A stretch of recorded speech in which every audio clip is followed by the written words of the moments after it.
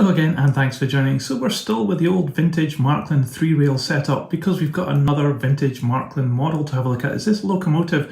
It's a V200 class diesel.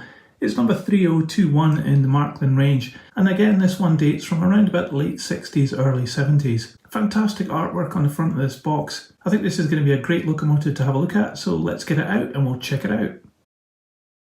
So it's a pretty heavyweight locomotive, but it's a fantastic looking one. Very retro styling on this model, but a great colour combination and some real good details already that you can see on it. Let's take a closer look at this model. So this looks to be a metal body here, and I think we've got a tin plate chassis. There's certainly a lot of detail in here, and the colour is actually really good as well. We've got this dark grey with a silver lining, some more silver lining down the bottom, and then dark grey again down towards the chassis.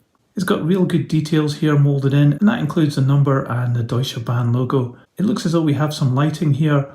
It's even got silver surrounds around the windows, and it doesn't have flush fit glazing. It actually looks as though we might have a bit of a problem with the glazing, and it's also opaque so you can't see through it. The side of the locomotive, you've got wire handrails that have been added in, and the details being picked out like this number 1 here for the number 1 end of the locomotive. We've even got silver around these grills here. Got more plastic inserts in the middle part. Some great details down here moulded into the metal. We've got a lot of detail up on the roof, some really convincing vents and exhausts, and other little hatches and parts moulded in there. Very simple bogies on these locomotives, it's all internal. It does have brake gear in line with the wheels. The wheels are fairly crude in terms of the flanges on them, but they do have black inserts there. Big coupling hanging out the front. You can change that though, it does have a little screw there. You can see that this is a 3-rail locomotive because it's got the skid there. In the middle it has the Marklin logo stamped into the chassis, and we have drive to 1 bogie, so it looks as though the motor's on top of the bogie. You can see the little gears there for the 2 outside wheels which have got traction tyres on them. This one's missing a traction tyre here though. So I guess the big question is this going to run? So I think we should put it on the track and we'll check it out.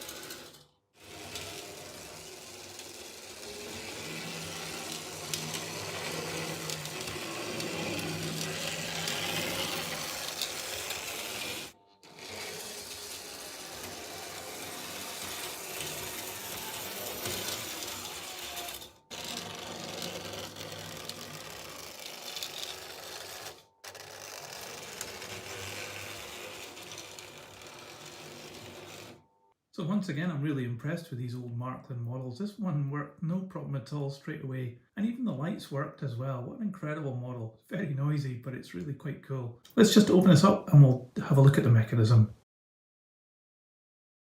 So this is an all-metal body. It doesn't look as though there's anything we can do about the windows inside there. They seem to be securely fixed, so I guess it's just a feature of this model that the windows are just not that good.